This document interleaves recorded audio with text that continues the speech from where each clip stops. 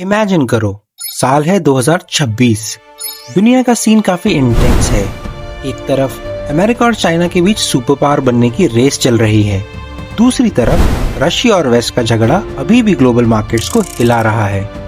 हर country से choose करने को कहा जा रहा है, या तो आप हमारे साथ हो या फिर हमारे खिलाफ। लेकिन इस पूरे केओस के बीच इंडिया कुछ अलग ही गेम खेल रहा है। इंडिया सुबह अमेरिका के साथ क्वाड मीटिंग करता है और शाम को ब्रिक्स में रशिया और चाइना के साथ बैठता है। वेस्ट के एक्सपर्ट्स इसे कंफ्यूजन कहते हैं, लेकिन कुछ लोग इसे अपॉर्चुनिज्म कहते हैं। लेकिन अगर मैं आपको बताऊं कि ये कंफ्यूजन नहीं है, ये 2000 साल पुरानी एक स्क्रिप्ट है जो आज वर्ड टू वर्ड प्ले हो रही है। ये डिप्लोमेसी नहीं है, ये है चाणक्य नीति। आज हम डिकोड करेंगे चाणक्य के मंडल थ्योरी को और समझेंगे कि कैसे 2026 में इंडिया अपनी फॉरेन पॉलिसी नहीं बल्कि एक एंशिएंट स्ट्रेटेजिक रियलिज्म एग्जीक्यूट कर रहा है।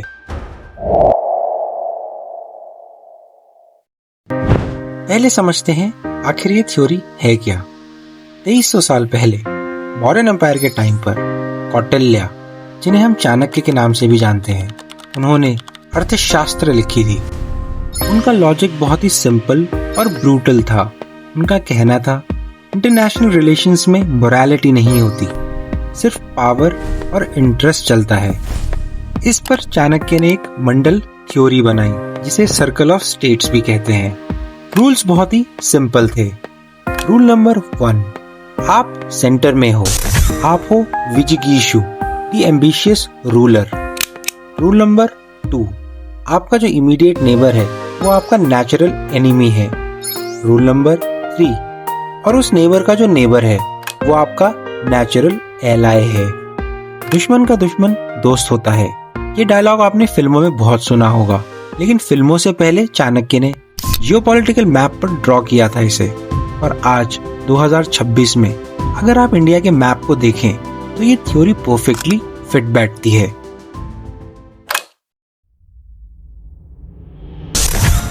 चाणक्य की थ्योरी के हिसाब से इंडिया का सबसे बड़ा कॉन्टिनेंटल चैलेंज कौन है? उसका इमीडिएट नेबर चाइना। चाणक्य की भाषा में चाइना आज इंडिया का अरी है, यानी primary adversary. Border disputes, Indian ocean में बढ़ती प्रेजेंस और पाकिस्तान के साथ उनकी दोस्ती, ये सब प्रूव करती है कि ये राइवलरी स्ट्रक्चरल है। ये बस जमीन की लड़ाई नहीं है, ये है इन्फ्लुएंस, टेक्नोलॉजी और ग्लोबल साउथ की लीडरशिप की लड़ाई। तो चाणक्य एक रूलर को क्या एडवाइस करते हैं जब दुश्मन आपसे साइज में और इकोनॉमी में बड़ा हो? उन्होंने कहा था, डायरेक्ट कन्फ्रंटेशन मत करो जब तक आप स्ट्रॉन्ग ना हो जाओ। इसके बदले उन लोगों से अलायंस बनाओ जो आपके दुश्मन से परेशान हैं।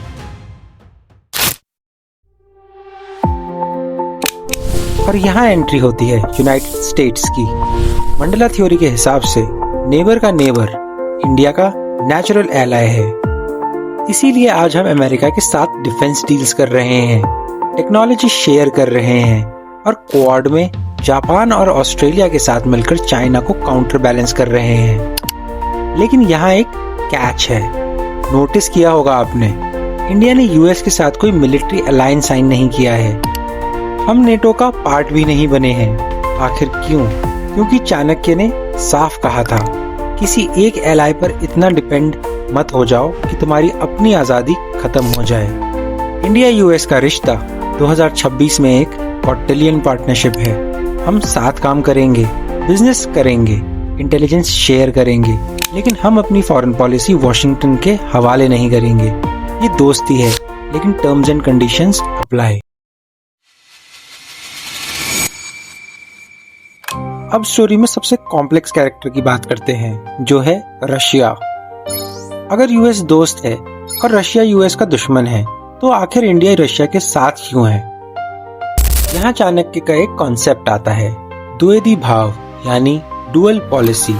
चाणक्य मानते थे कि एक किंग को साइमल्टेनियस पीस और कॉन्फ्लिक्ट के लिए हमेशा तैयार रहना चाहिए। आप एक पावर के साथ इंगेज कर सकते हो जबकि दूसरे के साथ कम्पीट कर रहे हो।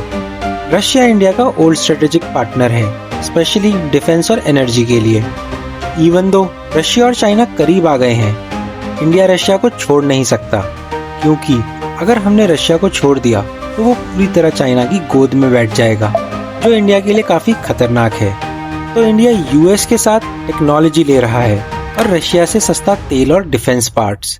ये हिपोक्रेसी नहीं है, ये एक स्ट्रेटेजिक बैलेंस है।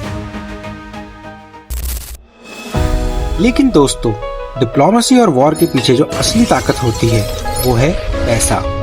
अर्थशास्त्र का कोर पिलर है कोश मूलो दंडा, यानी treasury is the root of power. बिना स्ट्रॉन्ग इकोनॉमी के ना आप मिलिट्री चला सकते हो ना फॉरेन पॉलिसी।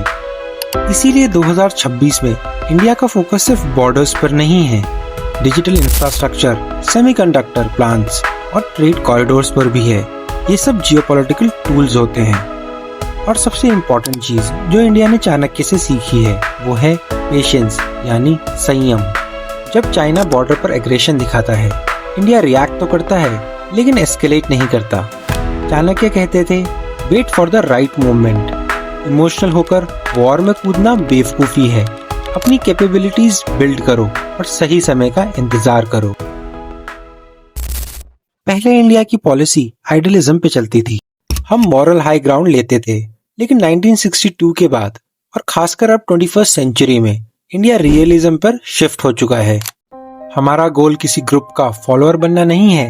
इंडिया का गोल है इस मंडल के सेंटर में विजिगीषु बनना, एक इंडिपेंडेंट पोल इन अ मल्टीपोलर वर्ल्ड। तो अगली बार जब आप न्यूज में देखें कि इंडिया ने वेस्ट की बात नहीं मानी या रशिया से डील की, तो समझ लीजिए ये कंफ्यूजन नहीं है, ये एक सोच समझकर बनाई गई स्ट्रैटेजी है।